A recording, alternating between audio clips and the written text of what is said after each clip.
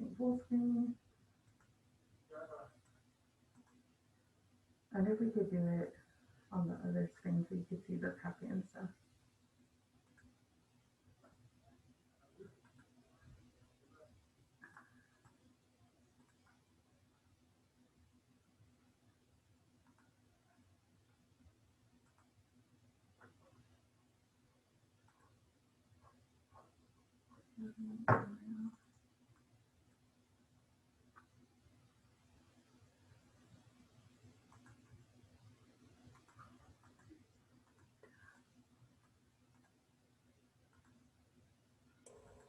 Good morning, ladies.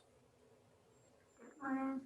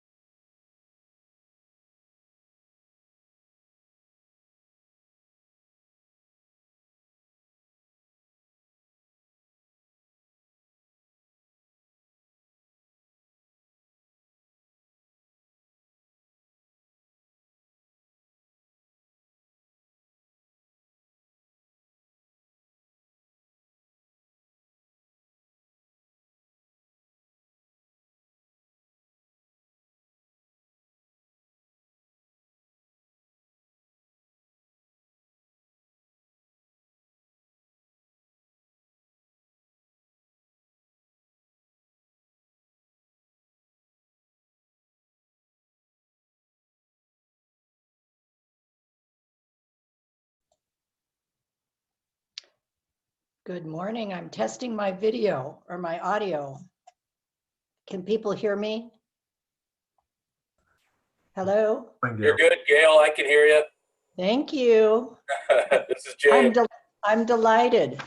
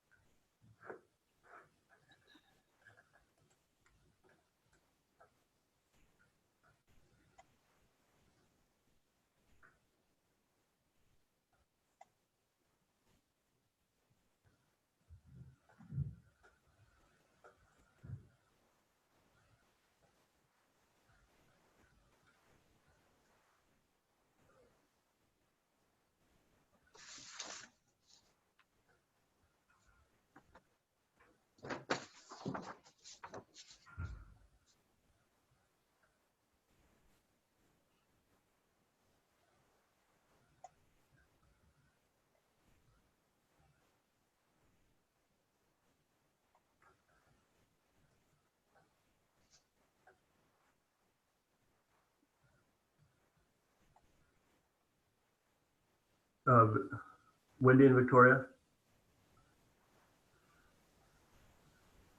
can you hear me? Yeah.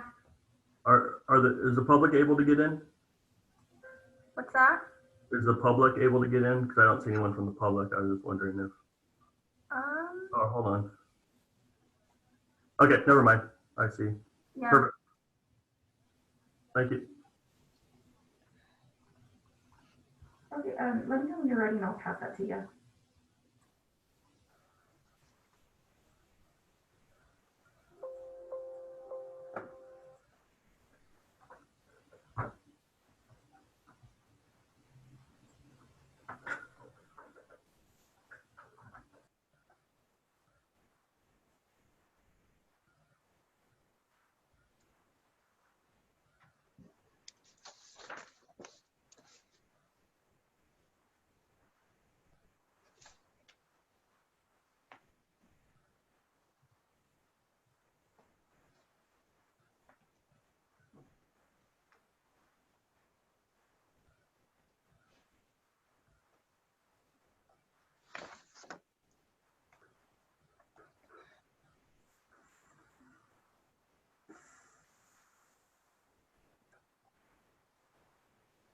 Good morning, this is Ron.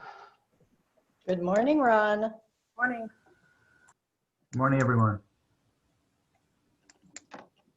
Morning. Good morning, Vicki. Thank you for joining us.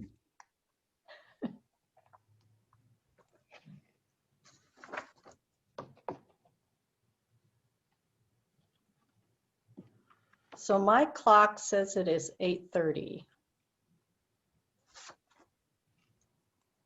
I can't tell who's all on, but I will call the Board of Health meeting to order. I'm Gail Weaver, Chair of the Health District Board, and Ryan Eibach, Chief Operating Officer. Can you do the roll and introduction of guests? Yes. Barbara Hare, City Representative, Mayor of Hara. Hey, Ryan, Barbara will be joining shortly. She just called. Okay, thank you. County Commissioner Ron Anderson.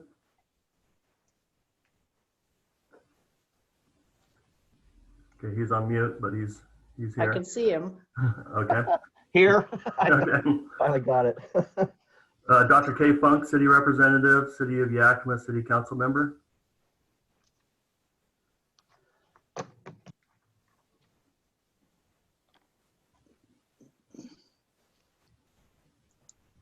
Okay. Vicki Baker, County Commissioner. I'm here. Dr. Sean Cleary, Citizen Member.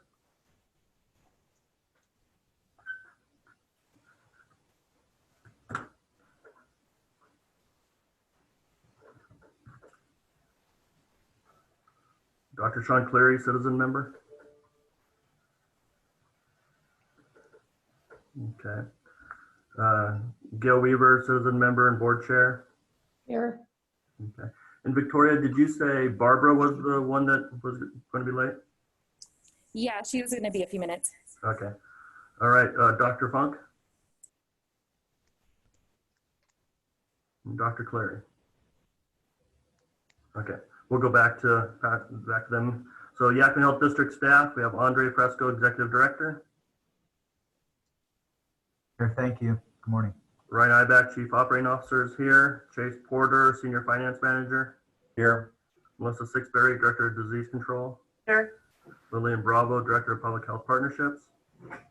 Good morning here. Sean McGee, Environmental Health Director. I'm here. Good morning. Nathan Johnson, Local Emergency Response Coordinator.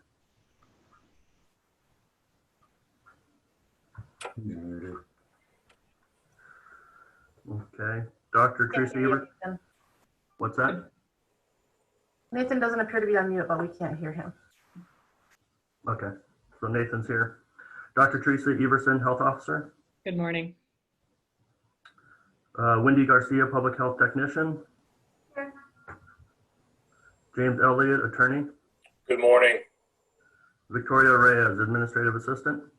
Here. All right. And then we'll go back to Dr. Funk.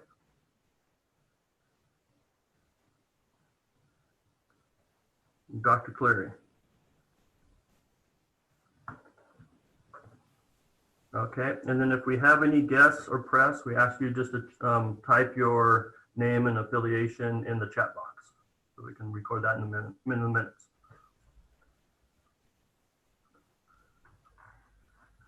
Okay.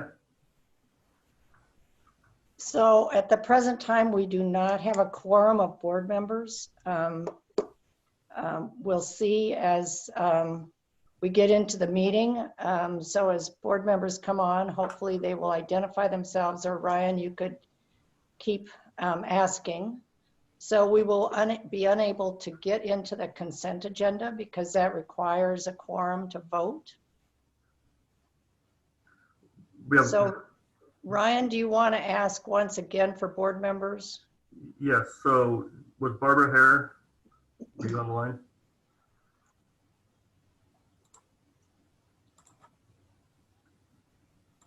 Ryan, Dr. Cleary just joined. Thank you. Thank you, Dr. Clary. Dr. Funk? And Barbara Hare. All right, so currently we have 4 board members that are present. Okay, thank you very much. So let's go on to the consent agenda. This is a motion to approve the items with an asterisk. They include 2 items, the Board of Health September 30th, 2020 minutes, and the payment of accounts payable and payroll for $585,263.34 for September 2020. I would entertain a motion to approve. This is Ron. I move to approve the items as presented. Is there a second? I'll second. Okay, any discussion? All those in favor say aye. Aye. Aye. All those opposed, same sign. All right, thank you very much. We will move on to Andre. Gail? Andre Fresco, the Director of the Health District. Gail? Yes. We do have a submitted written comment. Oh, yes, thank you very much. Want me to go ahead and? Yes, please. Okay, so we did receive one written comment from the public for our meeting today, and it reads as follows. The Friends of Toppins Creek respectfully ask the board to read our attached letter to the Washington State Department of Ecology regarding PFAS and biosolids that are applied to cropland in the Yakima Valley. We also ask the board to advocate for the people of Yakima County by sending your own letter of concern regarding the lack of research on PFAS in our community. Sincerely, Gene Mendoza. So the board members were sent a copy of that letter that was mentioned via email yesterday. So all board members do have a copy of the letter. And that's the only public comment that we have. Okay, thank you, Ryan. And then how will the public be able to see the letter? The letter was addressed to the board members. So if the board would like that to be sent to, I don't know if the intention was to the public or just to the board members.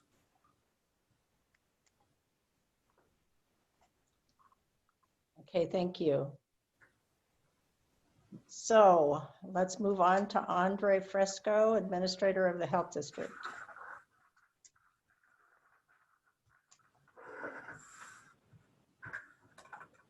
Okay, good morning, everyone. Thank you so much for joining us today. We have a full board meeting, which includes consideration of our budget for 2021. I'd like to begin by discussing just the fact that from a COVID-19 standpoint, we've been very busy at the Health District working with our partners in support of the community. I can answer questions, but our staff will certainly get into more specifics on behalf of the Health District as we have our meeting today. We did move into phase 2 in mid-October. So we were in modified phase 1 and the governor announced mid-October that we would move to phase 2, and there'll be more specifics on that certainly. We have begun the process of resuming students being in schools, and we've also been working diligently on supporting increased indoor activities as a result of the phase 2 opening. So it's been a very involved October for us, which also have included strengthened support systems for the community, including community-based testing sites. So we've been working actively towards, again, planning for something that we haven't had during COVID-19. We began this process in February and March of this year, and we immediately closed schools. So we did not really have children in school during the height of our COVID-19 response. We'll now have that. And additionally, there were many businesses that were closed that were non-essential at the beginning of this response, and now many are open. So we will be in a new phase and a new process, and our work is to actively support the community as we all move through this. So that's a brief overview, and certainly we're going to get into more specifics. I'm happy to entertain any questions if board members have any.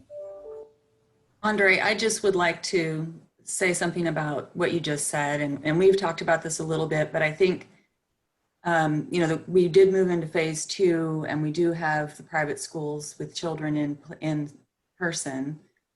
And I know that there was a lot of concern at the Health District and especially at the state about seeing a big spike after we had a large event at the Speedway, and we have all of these things that are open, and we have not seen the spike, and we have not seen the hospital overwhelmed or anything like that.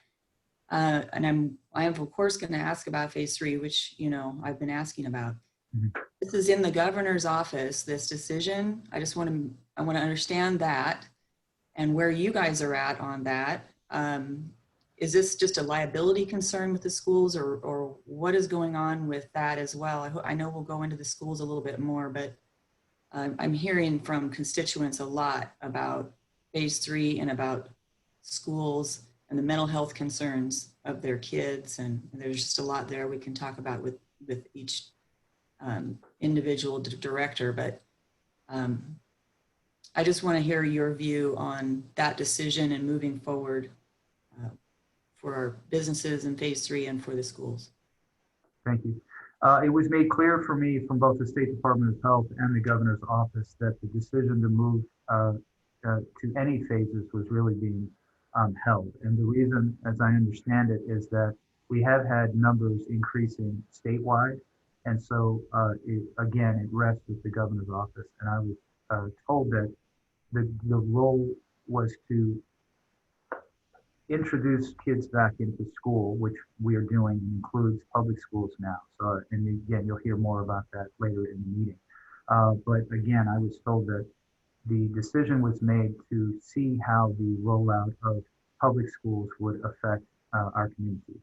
You are correct that public schools have opened later than private schools, and we haven't seen a massive increase in numbers, certainly. But we also have a very small group of children who are in private school in our county, and you know, we really have many thousands of students who will be entering the school system.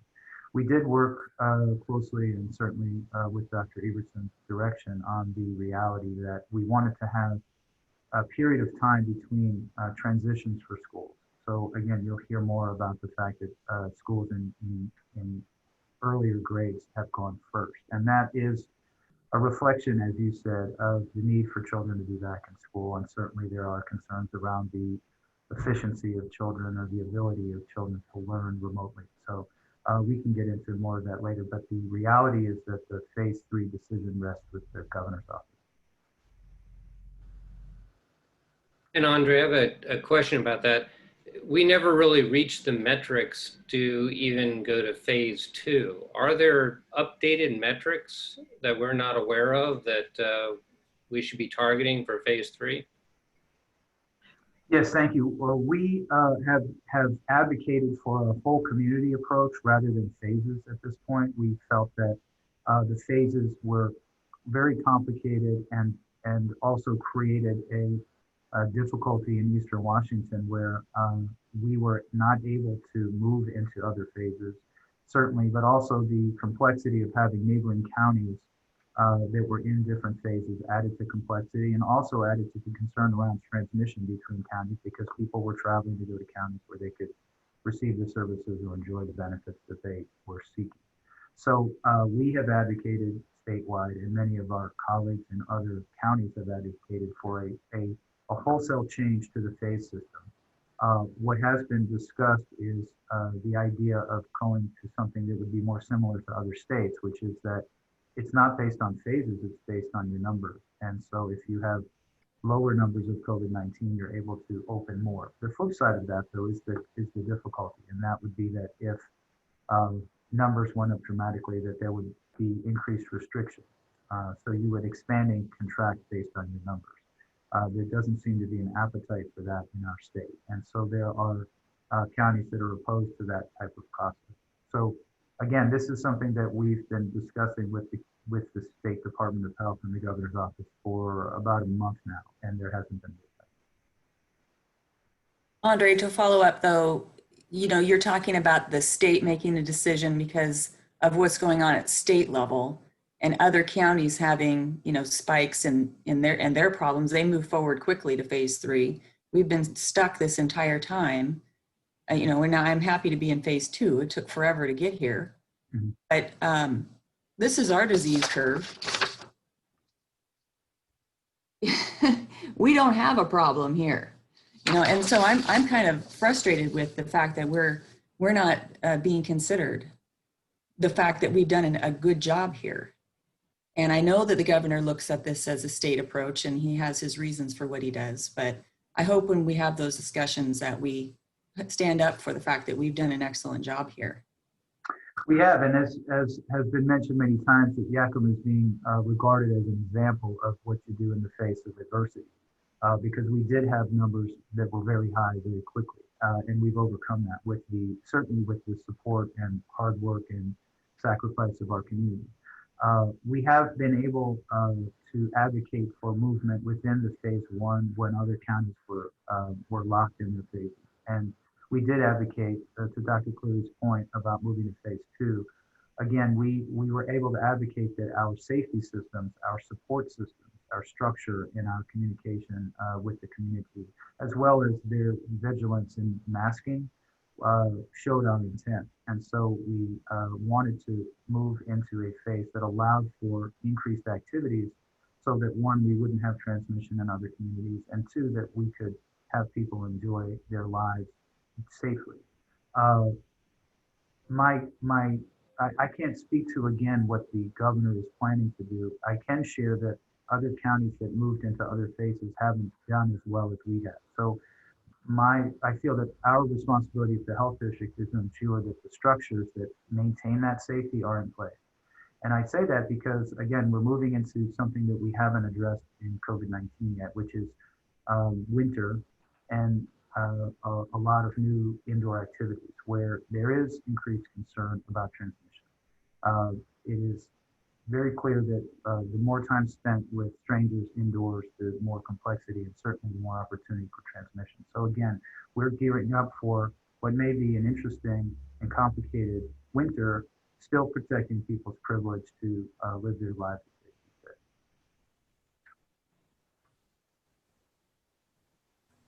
Are there other questions that I can answer? Andre,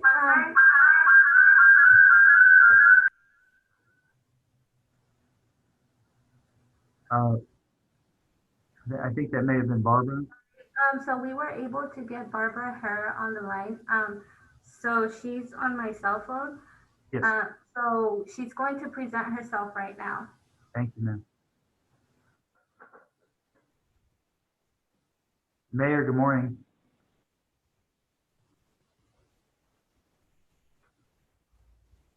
Wendy, perhaps you could ask her to share the question with you, which you then could convey to me.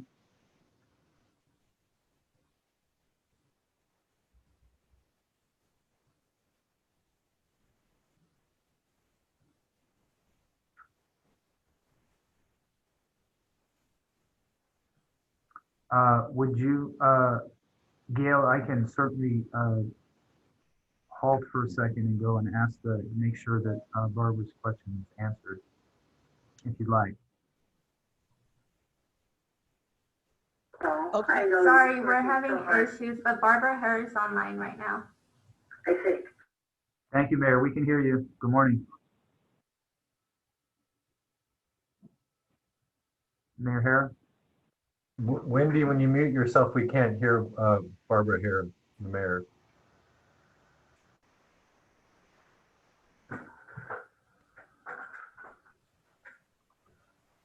Okay.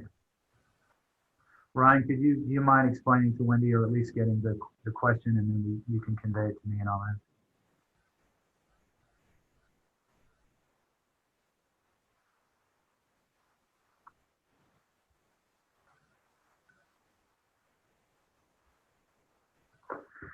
And thank you all for your patience.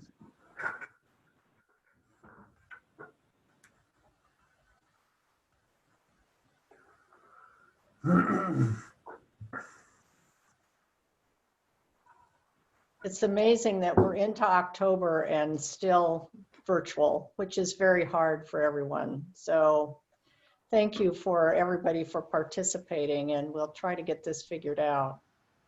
Yes, thank you. Pardon me for 1 minute. While we're waiting, can I throw a question in that maybe could be added to the reports that I got from a member of the public, which is they want to understand why we don't report our demographic and location data anymore.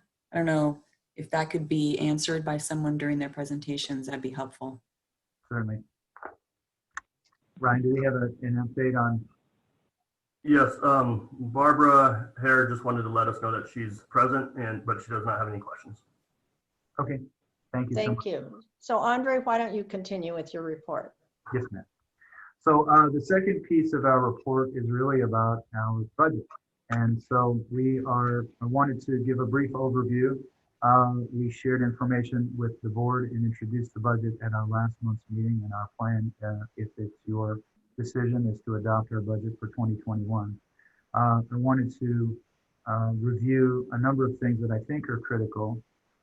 We have spent a great deal of time working with the State Department of Health to ensure that the funding streams that we normally rely on to operate the health district are strong. We have been told that those funding streams will remain. There have been times in the past where there were dramatic increases or deficits that we saw, but we're not seeing that. And so those are what we would refer to as our traditional or non-COVID programs, but those funding streams are strong.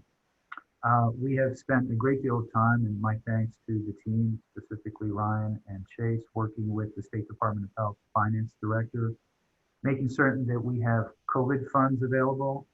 The COVID funds have been for 2020, but we've been able to maximize some grant deadlines that will allow us to use those funds in 2021, which will, again, give us a cushion, if you will, to do COVID work, because there's great complexity around how the state and the federal government intend to support us in local public health and local communities as we try to overcome this virus. So we don't have knowledge yet about the large funding streams for COVID in 2021, which is why we want to make sure we did have plans to spend COVID money that we do have available to us. And we're anticipating more funding for COVID-19, but we do not have those funds in place.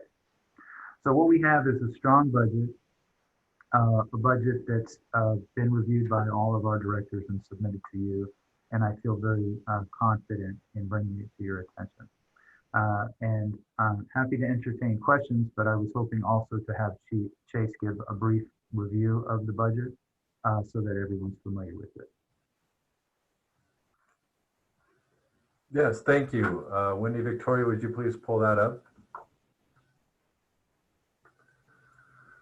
Okay, we're starting on page, well, will you please go up to the top there? Thank you. Here's our cover sheet, and then one down. We are expecting to have 32 FTEs in 2021. That's an increase of 1 FTE over last year. Next page, please. This is a summary of our overall programs, kind of condensed down into categories. The far left is the 2020 approved budget, and then the 2021 proposed budget, and the far right shows you the increase between those two figures. You can see here a lot of this is a COVID-driven budget. You notice our indirect programs are decreasing quite a bit. For expectation, our indirect is a lot of our admin staff, the accounting department, Andre, Ryan, a lot of just more or less the management here.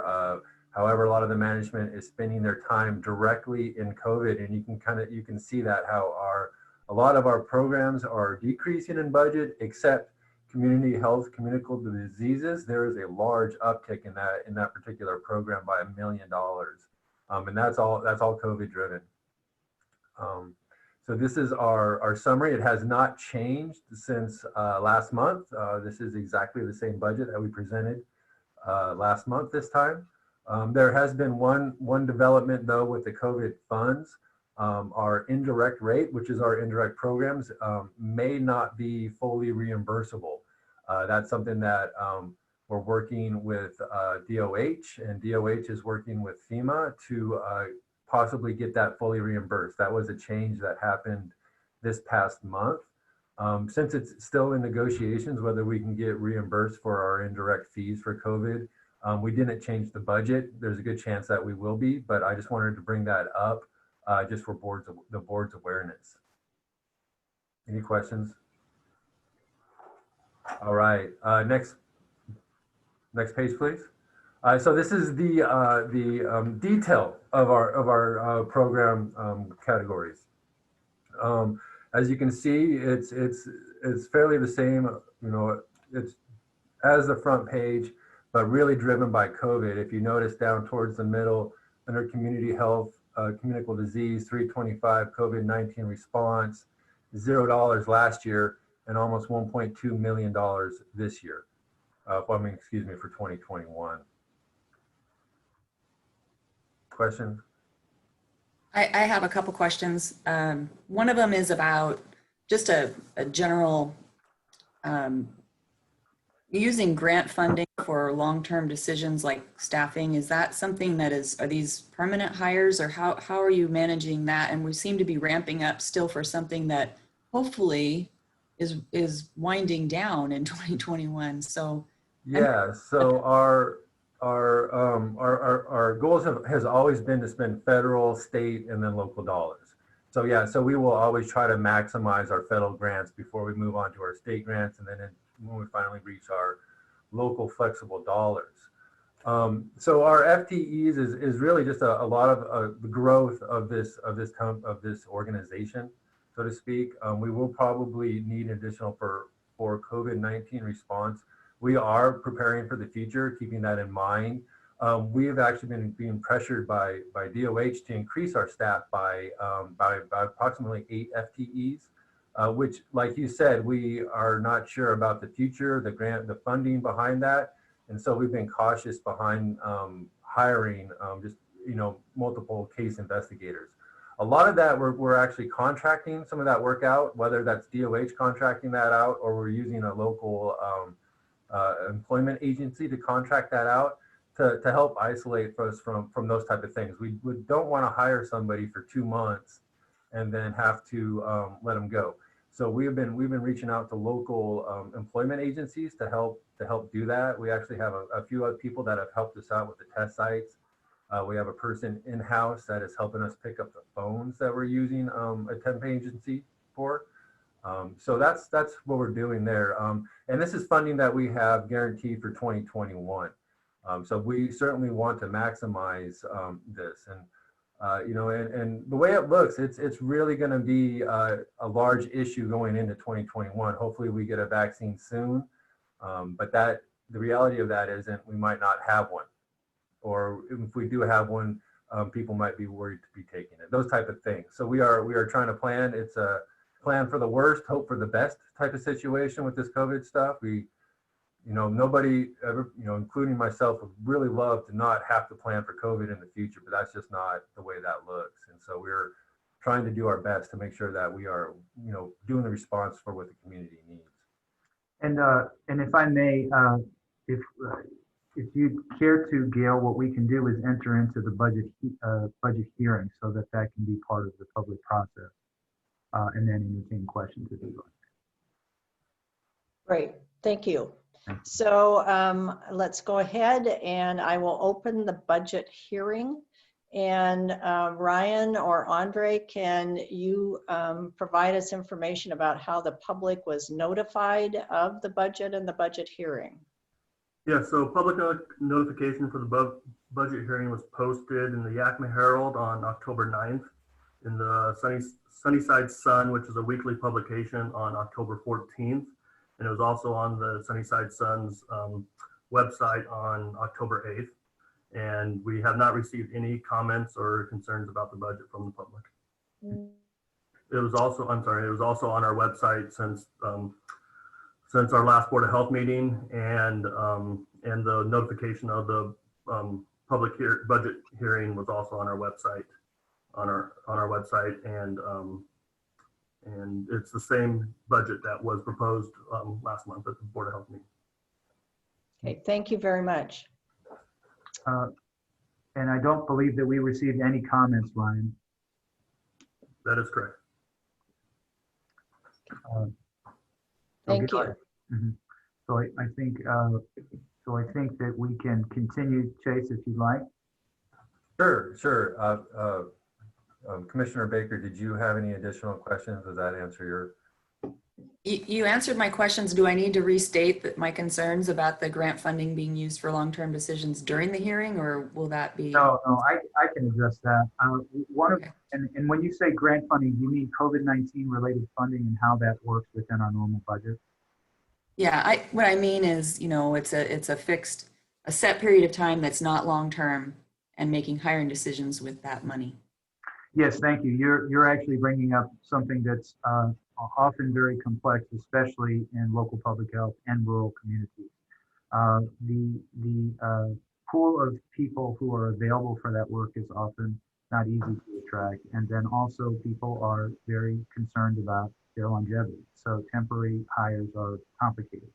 What we are anticipating again is that this response will take longer than most people have the stomach for, which I understand because it is grueling. But we are anticipating a year to 18 months worth of work, if not 2 years. So when we're looking at hiring, we're looking usually at a year's worth of service at least, because we anticipate the need for that. Again, that's because even if we're fortunate to have a vaccine soon, we know that we have to monitor the situation, have people vaccinated, and then ensure that, frankly, our community is safe. So we have been looking and working with the state and the federal government on a year to 18-month plan. It is extremely complicated by the fact that the federal government and the state government have not decided on packages for 2021. So the funding that we've received through the State Department of Health, direct money from the state, and also from the CARES Act are only good through December 30 of this year, which makes it very difficult to plan. So that is where we've been having to make determinations. And one of the reasons why, again, we wanted to maximize grant deadlines that allow us to use money in 2021. So that is a plan of ours. And that's why we have budgeted money in this budget that is direct COVID funding. We have the ability, as Chase said, to use other funds as well. But again, we are trying to maximize grants that are coming directly from the federal government for this use. Does that help with the answer? Yes, thank you. So again, it's a strong budget financially. I think it gives us the ability to be prepared, but it does not have the full understanding yet of what money we will receive from the federal government, and that's our plan, to really address that dramatically in the next 2 months.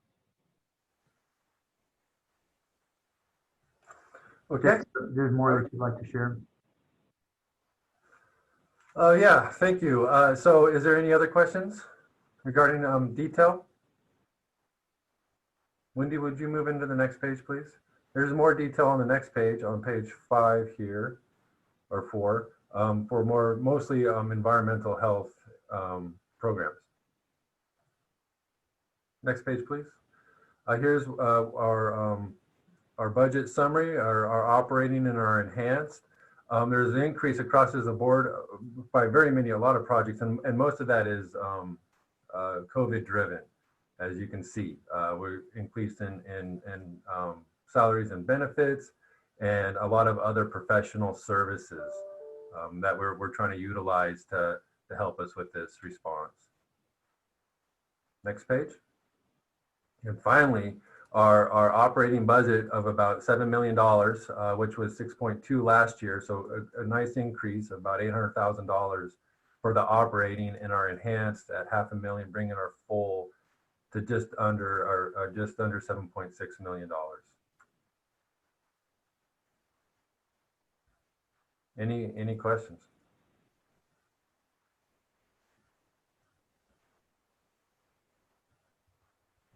Okay. Thank you. Okay, thank you, Chase. If there are no other questions, I will close the budget hearing.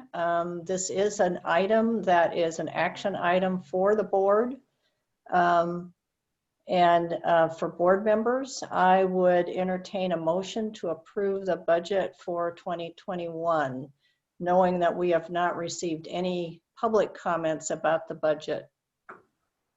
This is Ron. I so move. Thank you, Ron. Is there a second? This is Sean, I'll second. Thank you, Sean. Any discussion? I would just like to add a thank you to the management team. This has been extremely challenging, and I appreciate that you're taking a look at not only funding that we have this year, but how we can carry it over to next year to assure that we can continue the same quality that we have with the COVID response. Any other comments or questions? Okay, there's a motion on the floor with a second. All those in favor say aye. Aye. Aye. All those opposed, same sign. Okay, thank you very much. So Chase, we are still on to you as we go into the September financials. All right, thank you so much. We'll try to move through this quickly. I don't want to get into the weeds with you guys so that we can get on to other things. Will you please move down to page 8?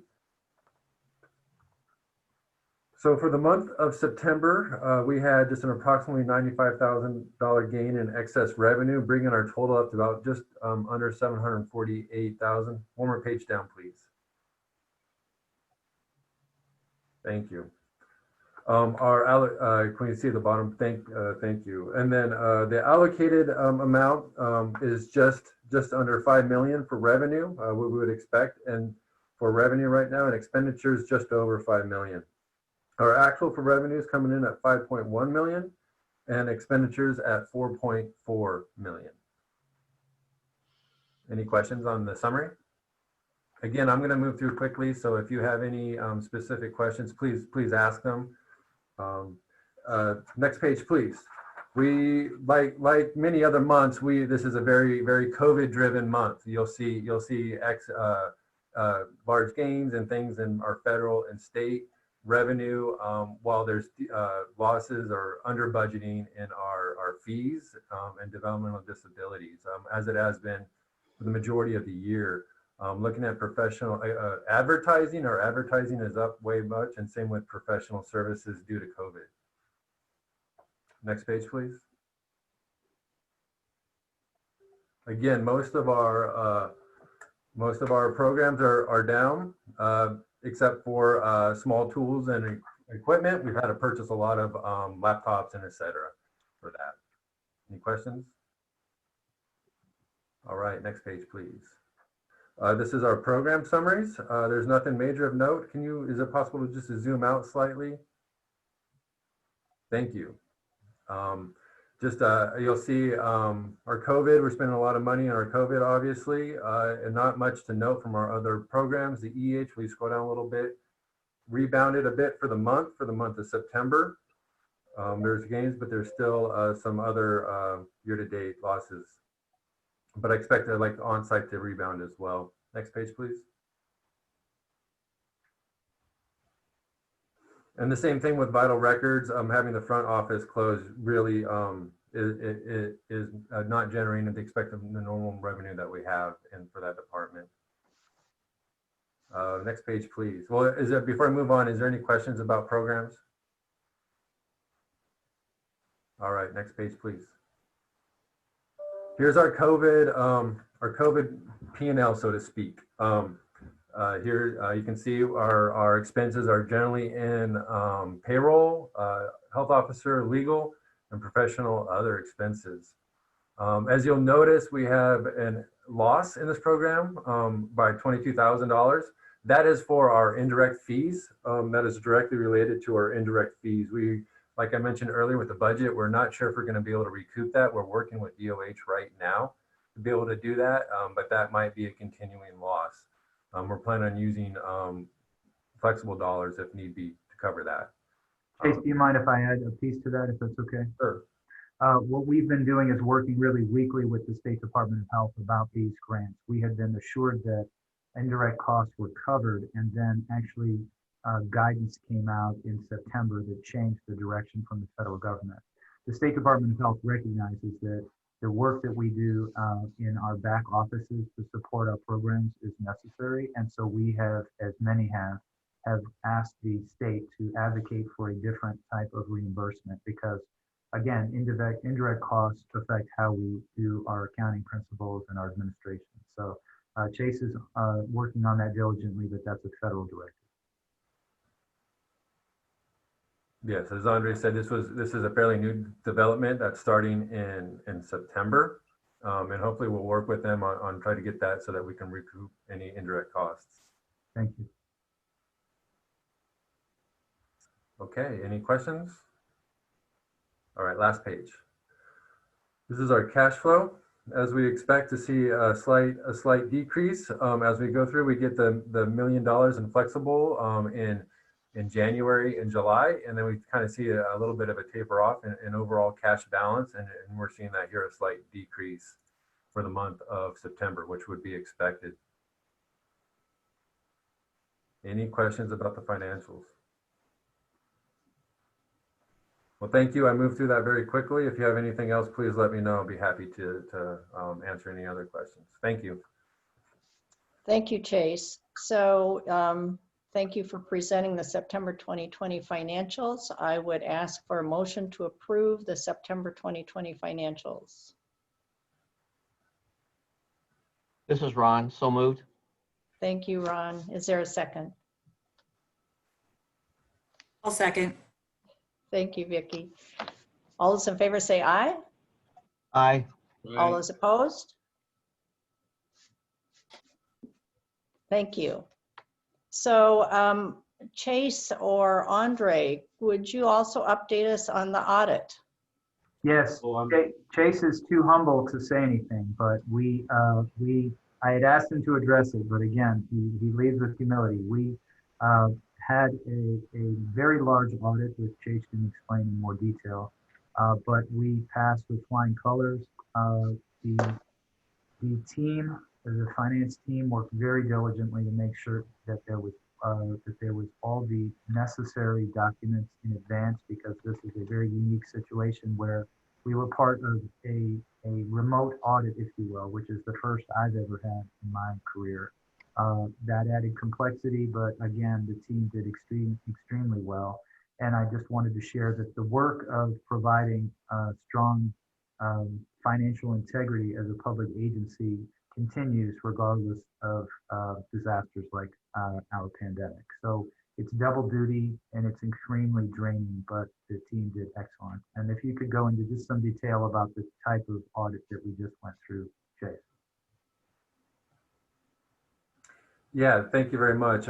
We had that meeting, I believe around October 17th, and it went very well. So I'm very happy. The audit starts now, for the next year, and it started at the beginning of the year. So we are preparing for the next one, and it's really a lot to do with my staff and everybody around here. My staff is very, very diligent, and it's great. It's nice to have that type of support, top and bottom. So thank you, everybody. Chase, can you just quickly just give an overview that we had both a single and a compliance audit? Yes, sir.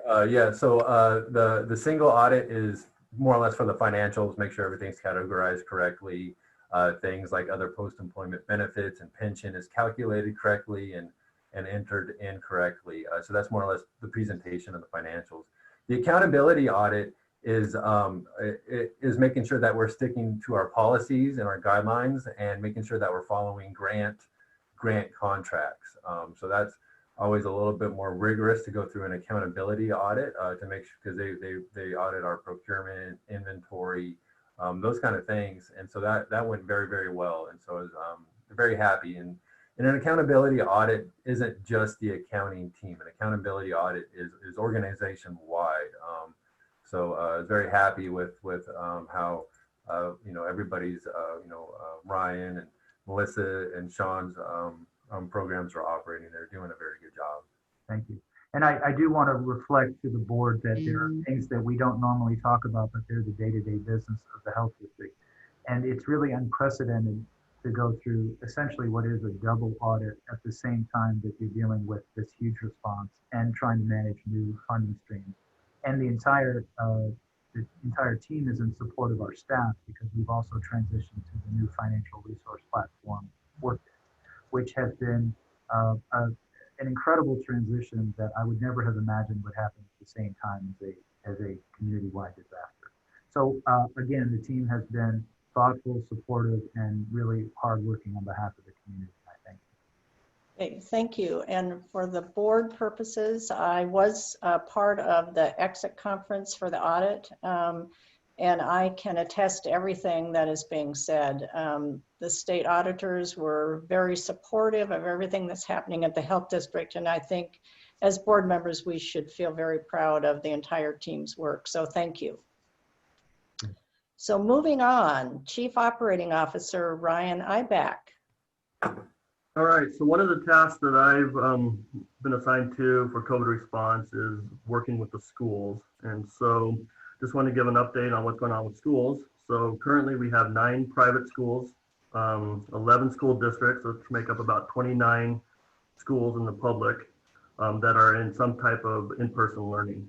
And so approximately 38 of the 110 schools right now are in person learning. We will have 3 additional school districts on this coming Monday that will be going to in-person learning, which will put all of our school districts in some form of in-person learning, except for the Jackman School District, which has decided to wait until January. Middle schools are currently preparing to go back to in-person learning in the next couple of weeks. We have an outbreak investigation team that continues to work on reviewing school safety plans, continues to do consultation visits to all the schools that have in-person learning to offer any recommendations. We're meeting with superintendents, principals, and school nurses on a weekly and daily basis to offer advice and to go over guidelines. And we continue to work with schools to determine the best action when there are positive cases in the schools. Currently, today we've had approximately 20 staff members throughout the county in schools that have tested positive. And we've had 1 student that has been in-person learning that has tested positive. And so we work with those schools to what the best action is as far as quarantining staff and students. On average, we have about 9 to 14% of all of our cases are school-age kids, so the age between 5 and 18. And we are currently doing contact tracing in-house since the middle of August. And so instead of at the state level, we're actually, we have a staff member that will be that contact all the positive cases or their parents to find out if there's any, what activities they're involved in, if they're doing in-person learning, so that we can properly quarantine any other people that need to be quarantined. That kind of leads me to my next subject is staffing. So we have funding through the end of this year to hire contact tracers to do in-house. And so what we want to do is we know that the value of doing contact tracing in-house. And so we plan on hiring anywhere from 4 to 8 temporary staff members through the end of this year to do the contact tracing. There has been support from the state to extend beyond December. And so hopefully if we get more funding, we'll be able to continue to do the contact tracing in-house. We're also hiring a temporary accounting technician. A lot of our accounting staff have had to work in COVID, and so it's taking them away from the regular accounting duties. And so we're going to bring on another person at a temporary basis in accounting. And we're also recruiting for an epidemiologist. So any questions on schools or staffing? Yeah, Ryan, this is Ron. When you say temporary basis for the contact tracing people, what is temporary? So temporary right now, we know we have funding through the end of December. And if the state's commitment goes beyond that financially, then we'll continue to do it. If not, then they'll have to go back to doing it at the state level. We will still continue to do the school age kids in-house if that's the case. Thank you.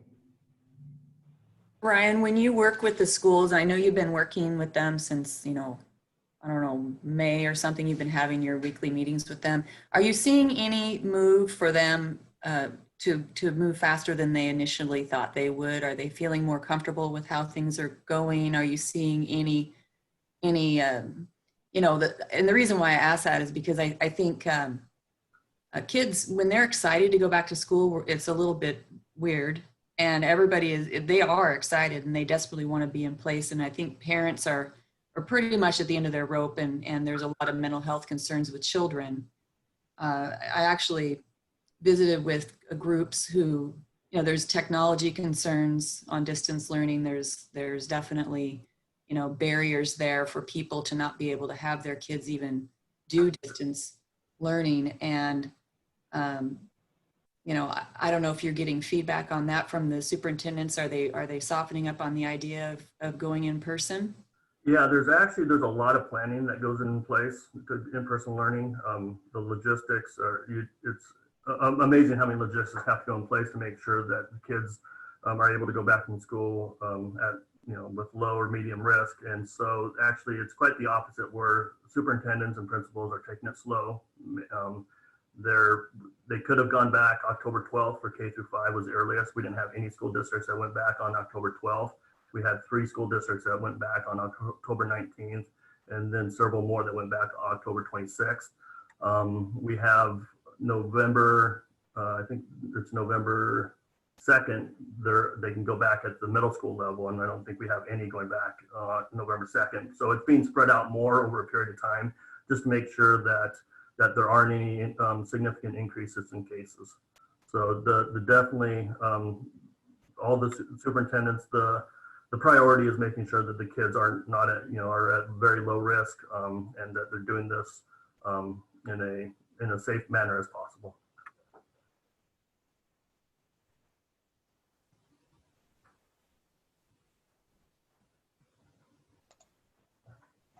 And then we just had a real quick question on the number of schools. I'll just repeat that again. So we have 9 private schools currently in person.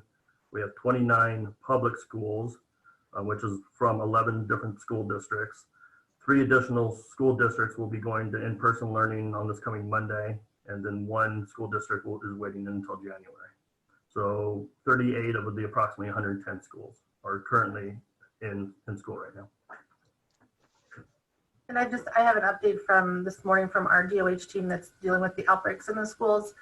Since the private schools went back, so including the private and the public schools that are now in, we've had 28 cases reported to related to schools.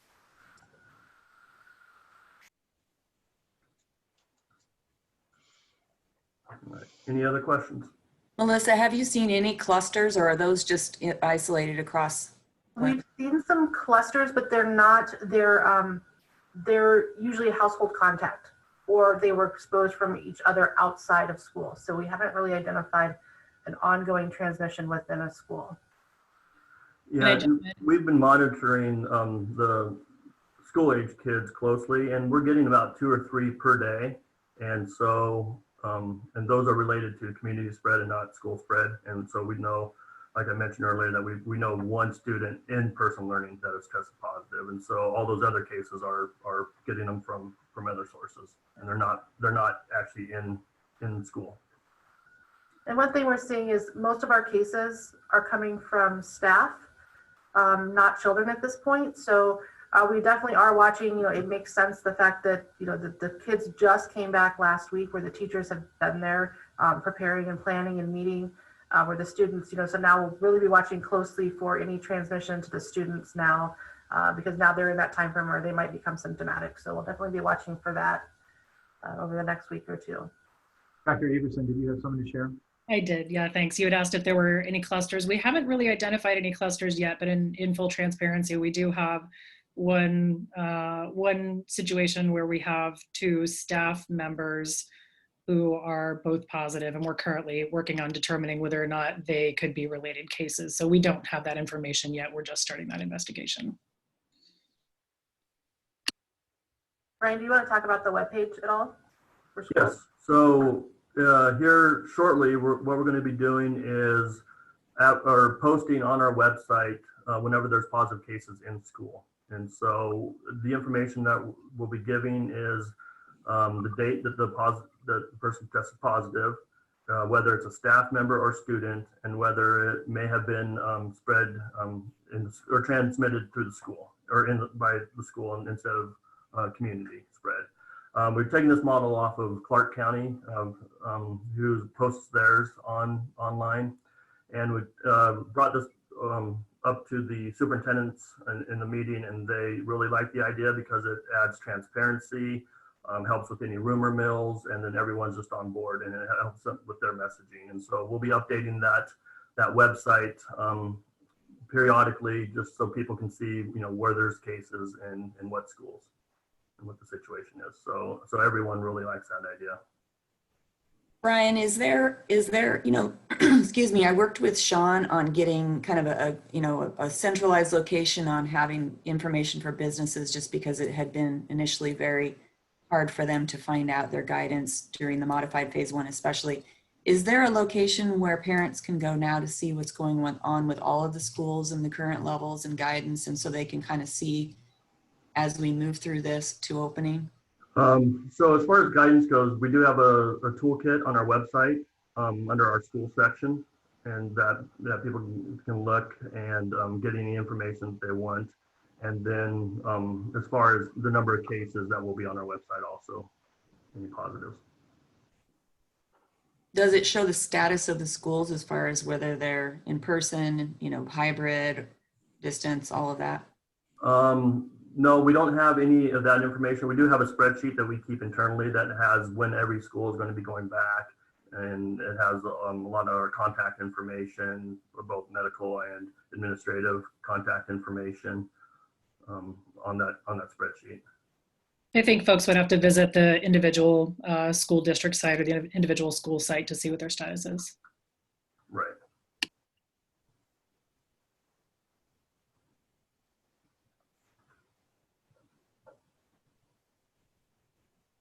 Any other questions?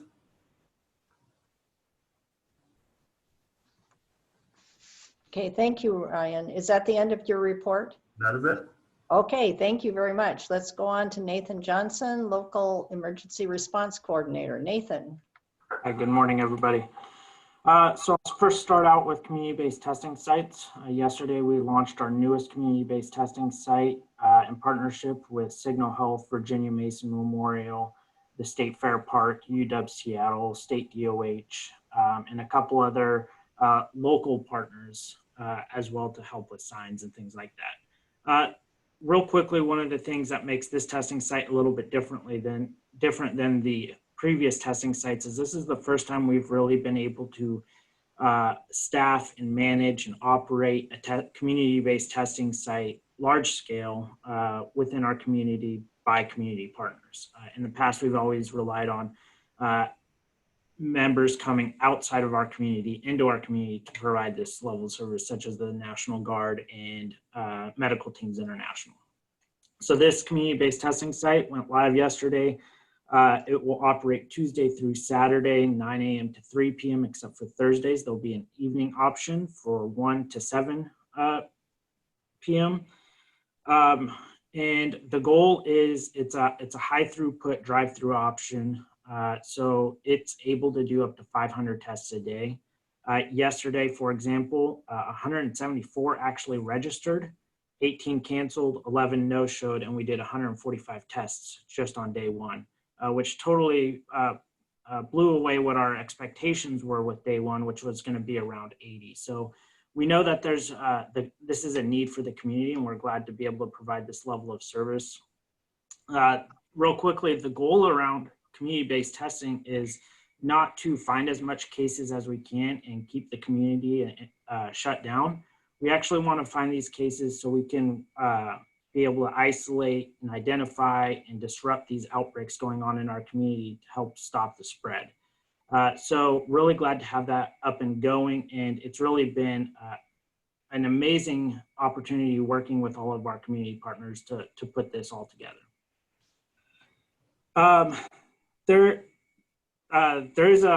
Some people may say that you have to have health insurance for it. They do ask for health insurance, but if you don't have it, it's still free. So just having that health insurance is a way that the state can recoup some of that cost through the insurance companies. But again, really that goal to provide accessible and equitable testing in our community. And we've been committed to that since day one of COVID. So glad to keep going with that. We are looking at doing similar community-based testing sites in the Lower Valley with community partners, little smaller operations. So we're going forth with communicating with some community partners to work on plans with that. As we're now in flu season and COVID as well, looking and monitoring and keeping in contact with our healthcare system and our EMS system is crucial. We meet I meet regularly with our EMS and our hospital systems, looking at what their census is, what their ICU capacity is, any needs that they have, whether it's PPE or staffing, and what they're seeing in their agency to really help keep a good situational awareness on what's going on in the community and how we from the health district can help support these agencies. And I think I will stop there. Those were the two big things. If there's any questions.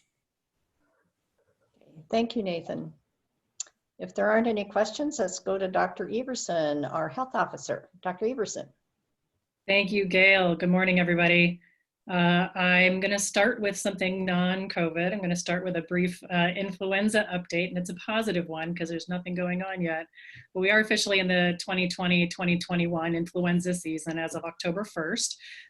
At each Board of Health meeting, I'll be reviewing where we're at with influenza, and I will include a mention of kind of general measures that we watch for how the influenza season is going. And the first one of those is how many outpatient clinic visits are for influenza-like illness. And if you haven't memorized the statistic from prior years, that's okay, I'll mention it again. The baseline level of clinic visits that we expect to be for influenza-like illness is 1.6%. So all the people who go to the doctor, approximately 1.6% of them go for things that look like flu. We are currently at 0.5%, so we're still below the baseline level of expected influenza-like illness in outpatient clinics. So that's a good thing. And so far, there are no confirmed influenza deaths or long-term care outbreaks in the state. I know we're frame shifting a little bit. We've been talking about COVID metrics for so long. I just have to reorient us to the kinds of measures that we follow for flu. So activity is still very low right now. With influenza, we certainly worry about people who individually get sick from it, but also about outbreaks in congregate settings like long-term care facilities and schools. And of course, this season, we're especially concerned about the potential impact on our hospital system, as we know that every season we can anticipate a certain number of influenza hospitalizations as community prevalence goes up. And if this happens to coincide with an increase in COVID activity, we may find ourselves with an overwhelmed hospital system again. So we're going to be watching this very closely. I do urge everybody who has not already gotten a flu shot, everybody over the age of 6 months who has not already gotten a flu shot, to please get your influenza vaccine. It protects you, it protects your family, and it protects our community. And as I mentioned, it protects our healthcare system. And I would mention the sooner the better as far as when to get that. People ask about the best timing to make sure that they are the most immune when our influenza season hits. The vaccine takes approximately 2 weeks to reach full effectiveness in your system. So now is the best time, since we can't really anticipate when we're going to see that peak. It's typically December or January, but we don't really know when it's going to happen. So the sooner the better. And for anybody who doesn't have insurance, the State Department of Health is offering free influenza vaccine for children and adults this year. It's always offered for children, but they've added free vaccine for adults given the pandemic. And for folks who don't have insurance, you can visit our website for information about that free vaccination program and locations where you can get those vaccines. So moving on to COVID, we are now 9 months into this pandemic response nationally, and Washington State passed a pretty grim milestone this past month with more than 100,000 confirmed COVID-19 cases. Much of the country is seeing a swell in cases right now, which also comes with hospitalizations and increasing deaths over this past month. But here in Yakima County, we have maintained pretty steady control of cases. For the past 7 days, we've averaged roughly 25 cases per day compared to 21 cases per day at this time last month. And as a reminder, at peak, we were seeing roughly 150 cases per day. So that still feels like success and stability. We have had between 2 and 3 patients on ventilators daily for COVID-19 across our 3 hospitals for much of the past month. And as a reminder, that number was more like 12 cases a day at our peak. In the hospital, we currently have 11 patients who are hospitalized for COVID-19. If you recall, last month, that number was 12, so we're fairly stable on our hospitalizations. And at our highest point, we had 61 individuals who were hospitalized for COVID-19, not including a number of folks who were transferred out of the county due to some staffing shortages. We lost 11 additional community members to COVID-19 in the past month, which brings our total of 244 Yakima County residents who are no longer with us because of this pandemic.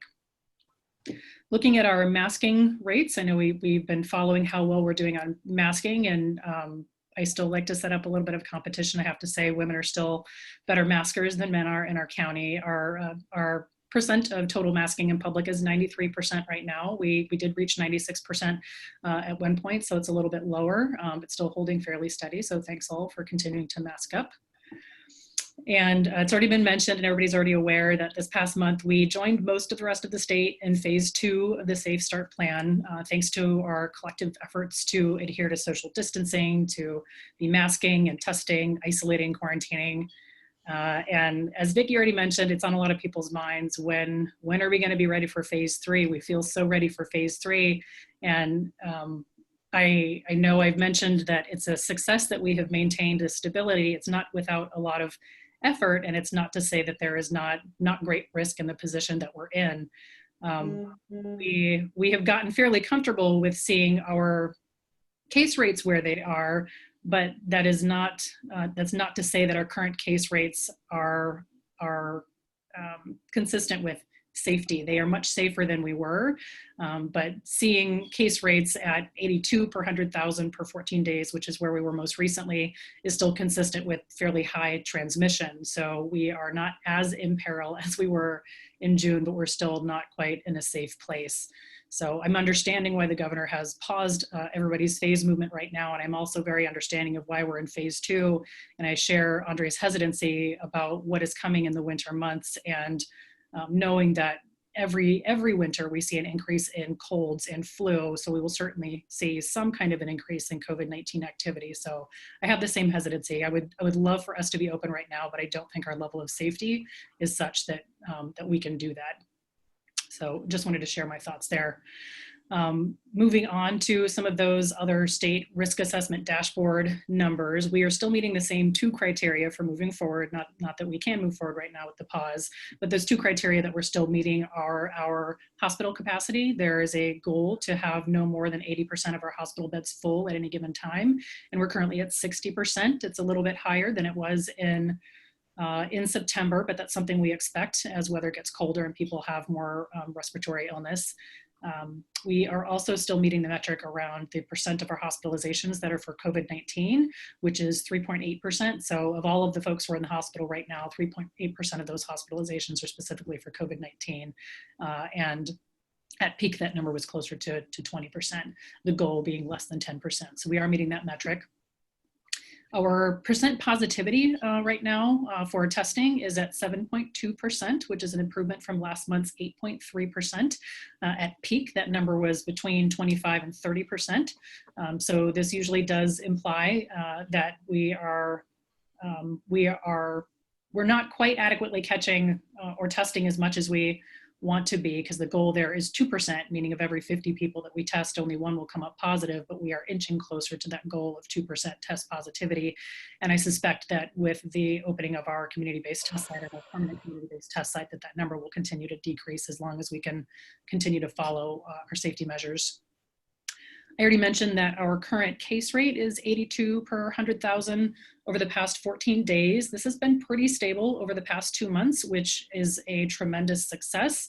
It's not close to that 25 per 100,000 per 14 days, which is the metric for phase movement, but is a success that we've been able to maintain some stability.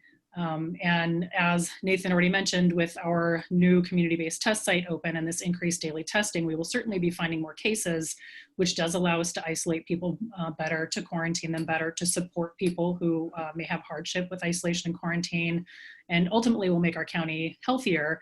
And I just want to remind people that when we're thinking about safety and when the state is thinking about the safety of our county, we're not just watching those case numbers, we're watching things like hospitalization rates, like deaths, like our percent positivity, to have a more objective idea of what's happening with transmission in our county. So we've all been following the news to see that much of the rest of the country is seeing spikes in cases right now. If you follow international news, you know there's a lot of parts of the world that are struggling with increasing cases right now. Washington State is seeing a little bit of an increase in test positivity and hospitalizations, but certainly not the same kinds of peaks that we're seeing in other places. We are reflecting some changes with folks moving activities indoors and with normal surges in respiratory illness in the fall. As I've mentioned, fortunately, we've maintained our case rates pretty steady in Yakima County, and I have to point out that this is a result of our collective commitment to safety. We have proven together that when we commit to things like social distancing and masking, we can make dramatic improvements in case rates. It's not something that just happened. We did this together. And this helps our hospital system. It helps prevent hospitalizations and disruptions to family, and it certainly saves lives. Every time that you put your mask on in public and every time that you avoid gathering with people outside of your immediate household, whether it's allowed in phase 2 or not, you are making our county that much safer. So every choice that you make there is making our county safer. It is getting colder and socializing outdoors is less and less of an option. And we know that in winter in general, when people are gathering indoors more, we see these surges in colds and flu, and we can expect that we are going to see some increase in our COVID-19 cases.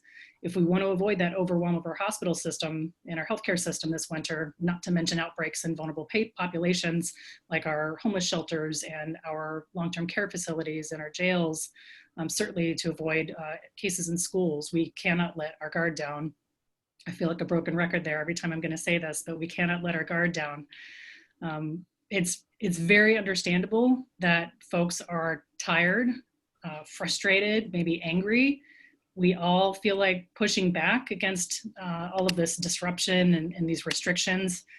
But unfortunately, we have seen what happens in our county when we can't collectively adhere to basic safety principles like social distancing, like masking, testing when ill or exposed, isolating, quarantining.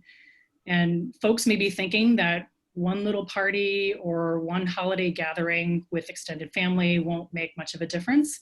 But when everyone makes that choice, our cases rise, our hospitals fill, we lose more community members, and we're that much further from phase 3. We risk the safety of activities like in-person school, our indoor religious services, indoor dining. So each one of those choices makes a difference. I know I tend to paint a pretty grim picture, and I spend a lot of my time talking about this very seriously because it is a very serious issue, but I do want to end on more of a positive note and just make an ask to everybody who's listening. We have made it through more than 7 months of this pandemic response together in Yakima County since the stay-at-home order in March. And together we've been able to get transmission under control and maintain stable case rates. I'm asking everyone to please take care of yourselves, connect with neighbors and family who may be isolated or struggling. And if you're struggling, please accept help, reach out for help. It's important that we have the collective resilience to weather this fall and winter together, to keep our schools as safe as possible for in-person learning, to keep our essential workers safe, to keep supporting our long-term care staff and healthcare workers who've been on the front lines for months. The next few months certainly won't be easy as we wait for a safe, effective, and available vaccine, and as we explore additional treatment options, but we've already proven to ourselves that we can do this. The past 7 months has proven to us that we can do this. So I'm gonna wrap up there. I do always like to end with thanks. So I wanna thank all of the dedicated staff at YHD who continue to work long hours and work diligently to do as much as they can for the safety of the county, and to our Board of Health members for their diligence and dedication. But last but not least, I wanna thank everybody in the community who has committed to safety and to helping each other get through this. Thank you. Thank you, Dr. Everson. Any questions or comments for Dr. Everson? This is Ron. I have a question. Hi, Ron. Doctor, you mentioned the number of deaths that have occurred in Yakima County. Can you delineate, or do you have the information as to if those deaths were caused by COVID or related, or were there other health issues that it contributed to? Yeah, thank you for that question. So every death that goes on our website has been reviewed to make sure that it is somebody who would not have died if they had not had COVID-19. So just know that there's a review internally for each one of those deaths to make sure that it's listed appropriately. Melissa, I don't know if you have the updated number for how many of those 244 didn't have any pre-existing conditions? Or any risk Right factors? now, I'm also going to pull up what our numbers would be because we are separating how many people had tested positive for COVID and died but wasn't COVID related. So I'll be able to tell you the difference in the numbers. This will be a few minutes and I'll pull that up. Yeah, and for, I just have to remind folks that the number of people who don't have any other health conditions is low, but those pre-existing or those high-risk conditions include things like hypertension, and some of these folks that die may have lived another 30 years with their hypertension, or they may have lived another 40 years with their diabetes, depending on how old they were. So each one of these for me counts. And we do try to make sure that when we are counting these as COVID deaths, that it actually is attributable to COVID and not somebody who was gravely ill and maybe almost close to death already. Okay, other questions? Yeah, I have a couple of questions. One of them first is about the children, the depression that's being, that I'm hearing about in children, that they are, tired of being cooped up, cabin fever, whatever you want to call it. The kids are really down and having social, issues and concerns. And I actually have heard that there may be medicating children for depression. I want to get your medical opinion on that idea and what's going on. And then also, I had some community members call me about, long-term care facilities, the people who are, losing their will to live in those because they can't have, their family contact, and the mentally ill who are in group homes who also are not getting the family contact. There's a lot of, mental health concerns with those things. I have a couple other questions, but I'd love your opinion on those. Sure. So your first question was around depression in children. I have not seen specific statistics around increases in medication treatment with medication for with treatment for children. As a family physician, I do have children that I treat for depression. So sometimes that is a treatment option. We usually don't like to start with counseling with children, but sometimes medication is needed. So I don't really have any numbers to give you as far as how many more children may be treated that way. Now, we have had a number of internal conversations at the district over the past month about how to best support community members who are struggling with, excuse me, struggling with anxiety and depression right now. So hopefully there's more to come on that in the near future, but we do recognize how hard this has been. It's part of the reason why we really spent some time looking at the safety of in-person school, and ultimately decided that even though we were at 85 cases per 100K per 14 days instead of the recommended 75, that we thought we could take some of those cautious steps forward and started with the least risk students first, which is our K through 5, but they're the ones who are struggling the most with being removed from school. They're the folks who need that socialization the most. We do understand the impact this is having, all of this remote learning is having on our students, and are working to make in-person learning as safe as possible.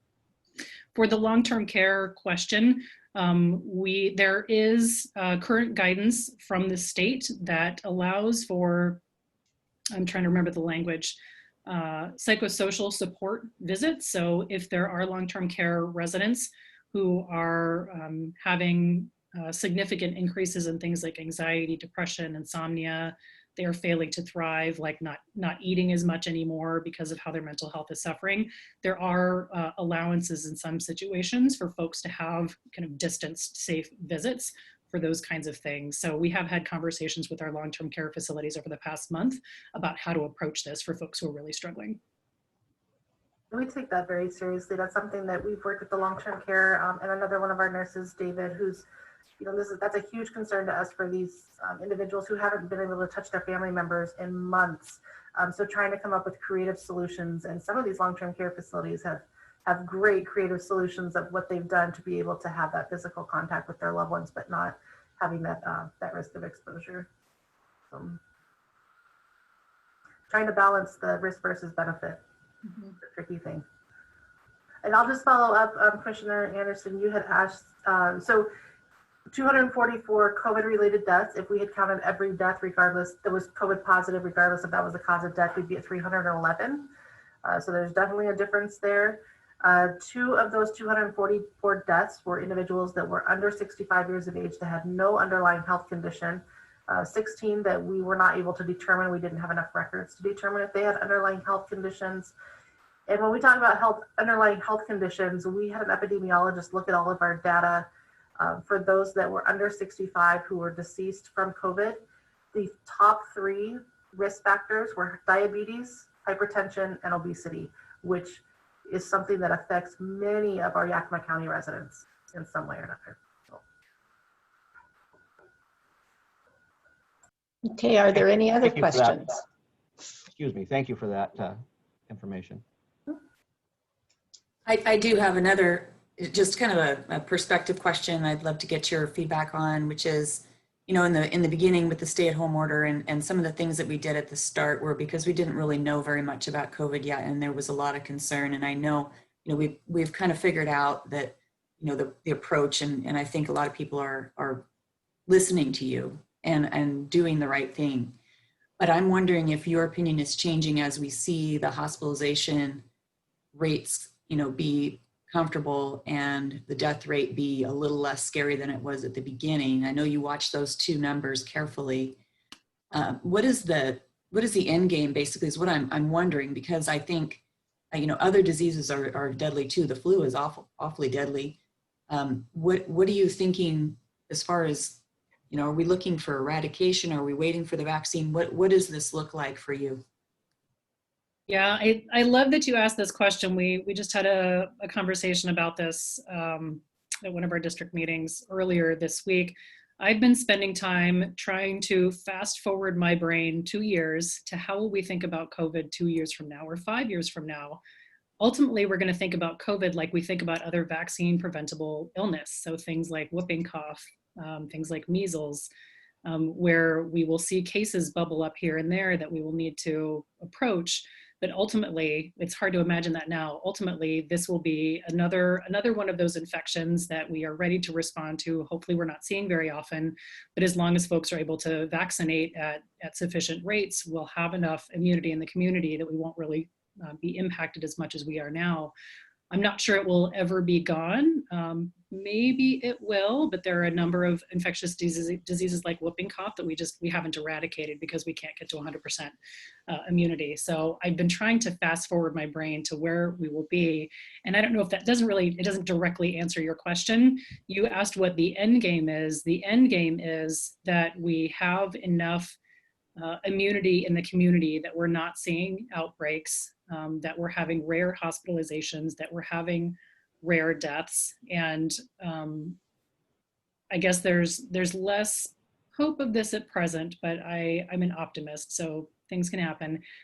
The other thing that we can still hope for is that somebody finds a really effective treatment, because if when we identify cases, we have a treatment that keeps somebody from getting gravely ill or from dying, then that would be a game changer. We wouldn't have to worry about this so much, but we still don't have that. So right now, our best hope is to wait for that safe, effective, available vaccine to get to the kind of immunity rates in the community where we're not seeing outbreaks, where we're not seeing easy transmission, we're not seeing these kinds of hospitalizations and deaths. Is that helpful? Yeah, it is helpful. I think, you know, for me, as you know, I'm the one who always wants to balance the safety and the economy and the concerns that I have for our businesses and our entire community having, you know, it doesn't have to be normal. It does need to be weighed into your decisions. I think you do that. I hope our governor is doing that. I am very concerned about it. It's, you know, it's something we talk about regularly. So, I think for the end game, I think that I would like to see that include the economy moving. Yeah, know that is always on our minds. Just yesterday, we had a meeting with some of our promotoras, some of our community health workers who have multiple conversations daily with people who are really struggling, people who are either not working or not working as much as they used to. They're still struggling to make ends meet, and these aren't necessarily people who are suffering financial loss from quarantine and isolation. They're folks who are impacted by our economy, by businesses being closed or being at reduced capacity. So this is always on our minds. It's always part of the equation.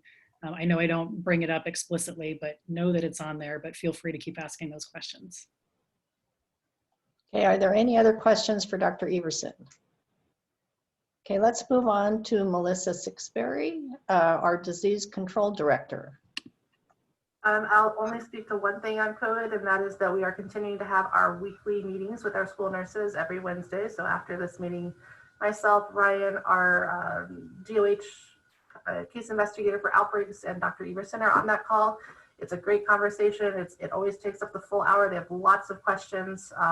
It's really helpful to them to help keep them up on the most up-to-date guidance that's coming out, and especially as these kiddos are coming back. So it's a great way just to get the information out to them.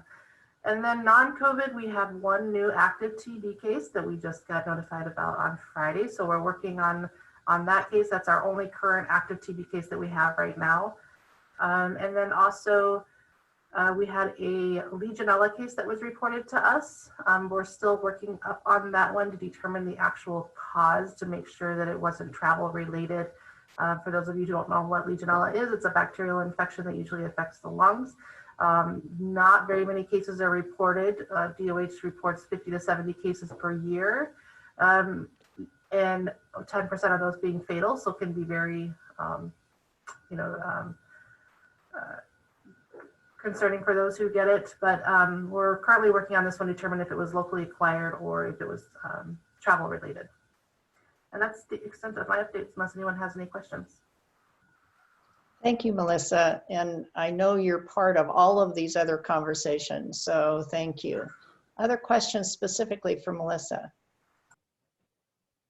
All right, let's go on to Sean McGee, Environmental Health Director. Sean.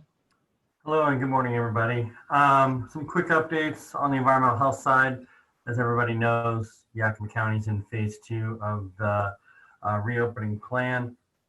I continue to have weekly meetings with local partners, Greater Yakima Chamber of Commerce, Yakima Valley Tourism, Commissioner Baker's in those meetings, talking about what businesses cannot do. How do we get them to, empower them to operate, but operate safely, make sure they have all the masks and education they need to operate within the phase 2 guidelines. So what we've been focused on moving forward with the weather getting colder, we know that there's going to be a transition to more indoor activity. That's a real big thing for a lot of our businesses, but especially restaurants. In phase 2, they can operate at 50% indoor capacity. That may be a challenge because there's going to be a lot more people wanting to eat indoors in the coming weeks. So what we're really preparing for and going to be focusing on with our food inspections, as I mentioned last month, we have a COVID-19 assessment that goes along with each food inspection that we do for these establishments, which is more of a kind of a check-in on how they're doing with masking and social distancing, and then educating these facility operators on how to best implement COVID-19 mitigation measures. So we're also going to put an emphasis in our COVID-19 assessments on how to best handle the busyness that's going to come with the coming months. People want to go out to eat and they're going to want to eat inside. How do we handle that? How do we best spread them out enough and maintain that 50% capacity, but still allowing people to go out and enjoy a meal together as a family? So that's going to be a focus in the coming weeks. We're going to be prepping our EH staff for how to best educate on that subject, and how for businesses on best practices to handle those situations they might be faced with, and how to combat, the temptation to go over 50% capacity or allow a little bit closer than 6 feet apart when they have a high demand for service. So that's what we'll be focusing on. We're still continuing with our education and outreach and answering any questions coming in from community members and local businesses for other aspects of phase 2 across the board, faith-based services, in-store retail, things like that. We're always getting questions on what we can do and what we can't do. Luckily, with moving to phase 2, everything was a lot more straightforward as far as guidance goes. Everybody has, the governor's office already has written guidance for each portion of businesses and activities that are allowed in phase 2. That made that transition pretty seamless and allowed us to be more effective in sending out that educational material and empowering people to follow those guidelines. So that's really all I have right now. I'm happy to answer any questions if anybody has any.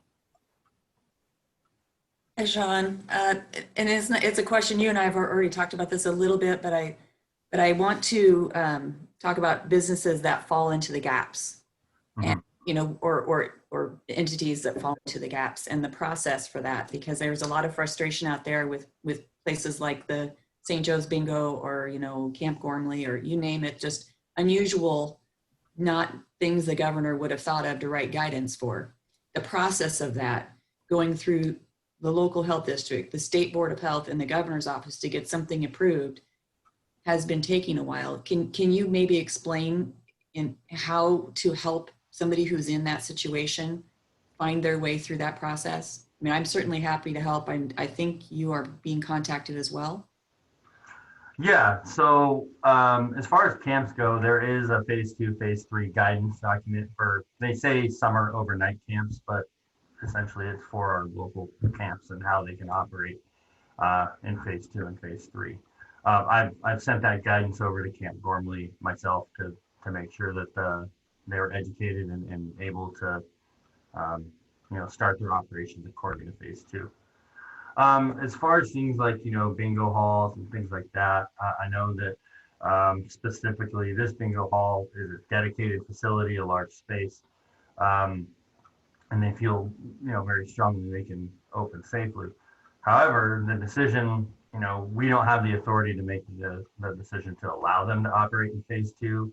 I have contacted the governor's office and state DOH, asking about, is there going to be any movement on this, and explain their specific situation. However, it's not about the facility. They said bingo, the activity, falls under live entertainment, and it won't be allowed until a later phase. So not in phase 2, maybe phase 3, possibly phase 4. So that's the response I've been getting, but that's essentially the process. If there's a business that's falling through the gaps, they feel they can open safely, I encourage them to contact the EH division. We can take a look at what they're doing. And we can refer to current guidance, or if it's kind of falls in this gray area, in between two different guidances, we can ask for interpretation at the state level on what we're allowed, what is allowable in Yakima County for that specific business. We're happy to do that. I've been doing that all along, so you can send them our way. Thank you, Sean. Any more questions? Okay, let's move on to Lillian Bravo, our Public Health Partnership Director. Gail, real quick. Oh, yes. Yeah, real quick, if there's any guests or press that have joined us and have not put their name and affiliation in the chat box, if you can make sure to do that before the end of the meeting. Thank you. Okay, thank you, Ryan. Okay, Lillian. Thank you. So I'll give 2 updates, and then I'll do a quick demo for the data request that you had mentioned earlier, Commissioner Baker. To start with, I'll talk about the flu clinic. So again, we've been working, as I had mentioned previously, with local clinics to host flu clinics as well as pop-up flu clinics with the schools. And those have been going well to date. We've been able to work with West Valley and Wapato School District. Both of those were hosted by the Yakima Neighborhood Health Services. They reached about 100 families between those 2 events. And moving forward, we'll continue to work with Yakima Neighborhood Health Services as well as Community Health of Central Washington and Swafford and Helma Clinic to continue to host flu. And actually, they're also offering some routine immunizations at those clinics as well. So again, we're wanting to stress the importance of being able to provide a quick and easy and accessible location for people to get caught up on their routine immunizations. We know that since kids haven't been back in their normal school schedule, that might have disrupted the normal schedule where people would normally get immunized in preparation to go back to school. So this is an attempt to fill that gap. And as well as with the flu, this is for both the children and the families. And for those that are uninsured or underinsured, this vaccine is also free. So moving forward, we'll be having more clinics at Highland, Mapton, and Sunnyside school districts. All of that information can be found on our website. And just a reminder, an announcement that at any Safeway or Albertsons location, anyone who needs a flu vaccine can get that free of charge as well at that local grocery store or at the Safeway or Albertsons location. And then talking through COVID, we will be sunsetting our live updates through Eibach, but we will still be providing updates. This time they'll just be pre-recorded. And Eibach has committed to airing these pre-recorded updates as well. We'll be moving to this pre-recorded update. That way we can post it at a time that's more convenient for people to watch. And then also it'll give us an opportunity to answer questions directly and just to give a little bit more context on how decisions are made, to give more detailed responses to specific questions. And it'll also include people, not just from the communications team, but other directors as it applies to their subject matter expertise. And of course, Dr. Everson herself as appropriate. And we'll be starting those in the upcoming week, and we'll be posting those every 2 weeks as well. So definitely encourage people with any questions that they may have to submit those to us, and we can have those lined up for a recorded response from the staff. And then with an update on our community health workers, so the Promotora de Salud program, we had a goal of reaching 2,000 families by December 31st. We've just about reached that goal as of yesterday with the latest update. The health workers are doing a great job. They're doing outreach at different local grocery stores. They're doing presentations to people who are working in the fields just a few weeks ago when they were still there. And then also sending home packets of information to families at schools. So that's really just general outreach, which doesn't actually count towards the families that they're having to follow up with, because that does take a little bit more of it's more of a personal approach to be able to count them as a family that was reached. So everything that I just mentioned is just general outreach that's being conducted. And so the impact of that program is much larger than the 2,000 families that we're going to be reporting. And we can really see that in the community. We've gotten great response from community members saying that they're feeling as if they're finally being noticed and they're finally being prioritized, which is exactly what we want. Unfortunately, we're finding that even though this was a preventative program, what we wanted to do primarily was to teach people about how to prevent the spread of COVID-19. Many times they're finding people who have already been exposed or are already asymptomatic. And so we've had to pivot a little bit to also include that program to facilitate people getting tested, whether that's at a community-based testing site or providing at-home testing kits. And then also coordinating with our local clinics to provide actual care kits to anyone who has tested positive. So those care kits are being delivered directly to their home, and they include hand sanitizer, gloves, thermometers, Tylenol, or ibuprofen as is needed. And again, those are all being delivered by the community health workers. So again, we've been very happy to see this occur. And again, given that we are seeing many cases come from the Lower Valley, that's something that we prioritize as well, is to make sure that the health workers know exactly where the cases are coming from within the last 2 weeks so that they can make a targeted approach and focus their efforts there. So with that, I'll take a pause. Speaking of the data, Victoria or Wendy, can you let me share my screen? It'll be just a moment.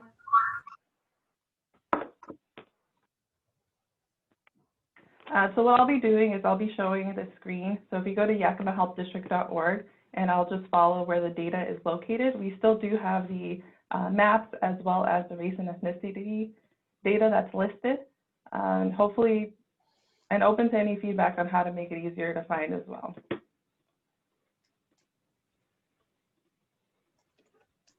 On the maps, you'll see that there's several tabs once I pull that up. One of them will show the overall rate from the beginning of March until now.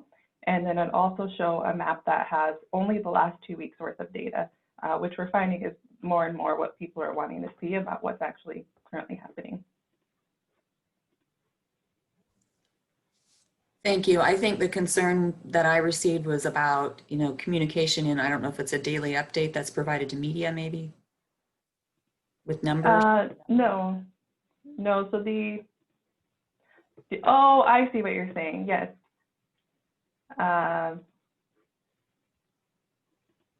guys, I'm trying to figure this out. But yes, on the daily update through the media, it is, they're taking information directly from our website that we post, the daily number updates. But the map itself is updated weekly, and the race and ethnicity data is updated every 2 weeks. Thank you. So I apologize, it doesn't seem like this is working, but essentially when you go to yakimahealthdistrict.org, on the front page, there's a link that says Yakima County COVID-19 data. And when you click on that page, that main page will show our daily updates. If you scroll down, it'll also show links to our dashboards, which is what Commissioner Baker, you had mentioned, you showed when you showed our epi curve. And on the side of that main page is the tabs for the maps, as well as for the race and ethnicity tables. I will send a link as well in the chat box for everyone to be able to review. Thank you. Thank you, Lillian. I must say I'm very excited about the community health workers, and I think the board will be very interested in the data that it will be provided as a result of those community health workers actually going into the community. So thank you. Questions or comments for Lillian? And Gail, this is Andre. May I add something if you don't mind? Yes. I just want to share with you that you've heard me say for many, many, many months about taking a systems approach to addressing any issue in our community. The reality is that our staff, with the assistance and support of our partners, are taking action steps that are addressing these issues. So what you're hearing from us is that we're not just trying to address an issue through one medium or discipline. We're trying a number of approaches. The promotoras, the care coordinators, our work with our partners, setting up barrier-free, cost-free community-based testing sites in communities, working with our local cities. It is all about a systems approach to solving issues. It's what we want to use as an action step moving forward on every initiative. So I just wanted to share that. Thank you. Okay, thank you, Andre. Other comments or questions that to come before the board? Any other business? One last question. It's a very quick one, I think. With the at-home testing kits, how are those available to the general public or schools? Are those going to be the vehicle? Andre, I think you've talked about this a little bit. Yes, if I could address that. We did have difficulties. That was part of our intent, was that the at-home testing kits, Everly Well kits, would be available for free and would address the issue. What we found, unfortunately, and it was a great disappointment to us, is that unbeknownst to us, those kits at the time of their initial being available were only for people 18 years and older. It has now been changed to 16 years and older, but that unfortunately does not permit anyone under the age of 16 to be tested. So that became a great disappointment for us, because that was part of our plan. Okay, any other comments or business to come before the board? I just want to again thank everyone on the health district team. You guys have been working nonstop, and I think all of these reports have been wonderful to help us and the community know the difference that you're making and you've made in the behavior of everybody in Yakima County. So I think someone else had a comment. This is Sean Cleary. I just have a question how the submitted public comments will be addressed.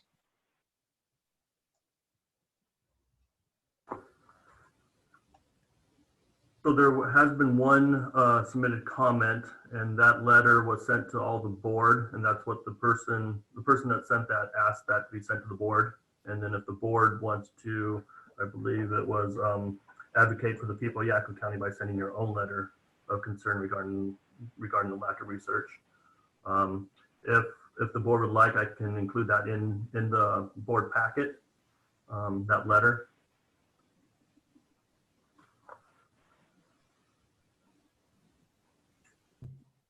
I think it should be included and there should be a response.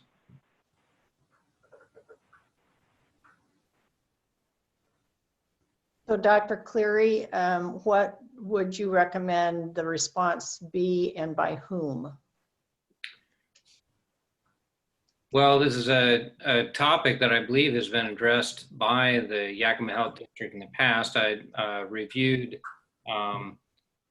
the EPA's stance on PFAS, and it's quite lengthy. It's hundreds of pages on this, but also the website of the FOTC, the Friends of the Toppenish Creek, has apparently been in communication with Yakima Health District, but long before my time.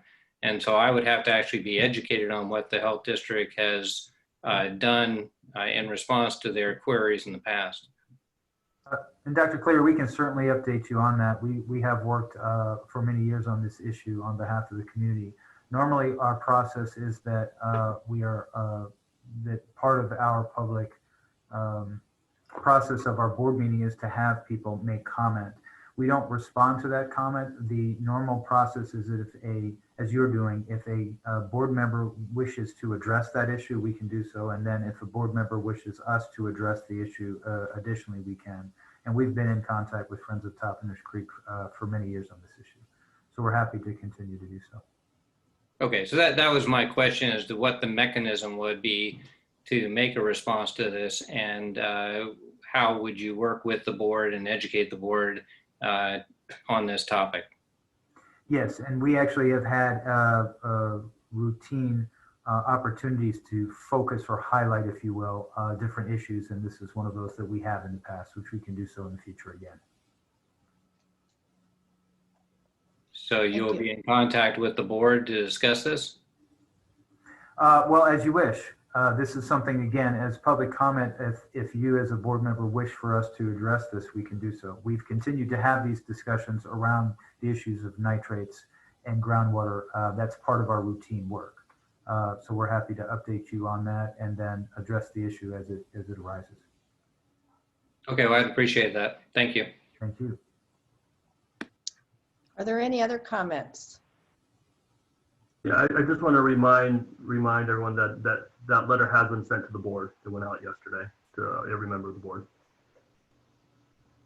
Okay, thank you. Anything else to come before the board? Hearing nothing, I would welcome a motion to adjourn. Sean Clary, I'll move to adjourn. Is there a second? Second, Sean. Any discussion? All those in favor say aye. Aye. Aye. Those opposed? Thank you very much. And again, thank you to not only the health district staff, but to the board for your commitment to public health. Thank you. Thank you so much. Thanks, everyone. Bye.